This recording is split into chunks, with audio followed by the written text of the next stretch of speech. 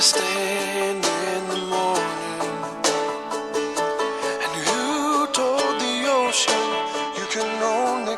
Magandang umaga po at welcome po sa ating programa, My Morning Mana with Pastor OG. Ang awitin po ninyong narinig is Redeemer, na inawit po ng The Crab Family sa kanilang album na Blur the Lines. Patuloy po tayo sa ating pag-aaral sa umagang ito.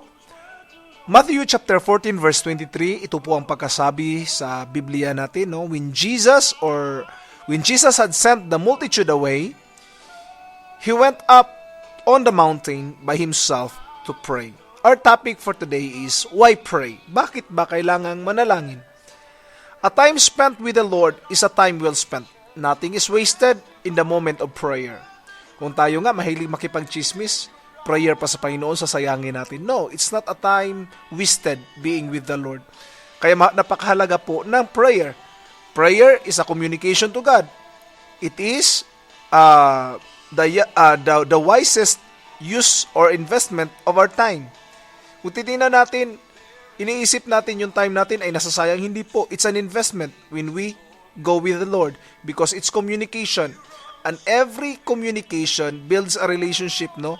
Pag may communication, mabibuild up talaga ang relationship. At kung gusto nating lumago ang ating relasyon sa Panginoon, napakahalaga po ng communication. At yung communication na yan ay tawag natin ay prayer. Remember, personally, ito po ang masasabi ko sa inyo, I have more self-confidence when I pray. Because my confidence is not in myself, but on who is with me.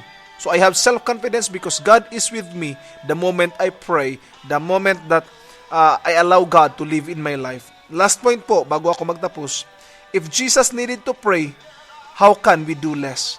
Si Jesus nga nananalangin, tayo pa kaya? So my challenge for you this morning, huwag po tayong matakot at huwag mapagod sa pananalangin. Ibigay natin ang pinakadabis natin sa Panginoon.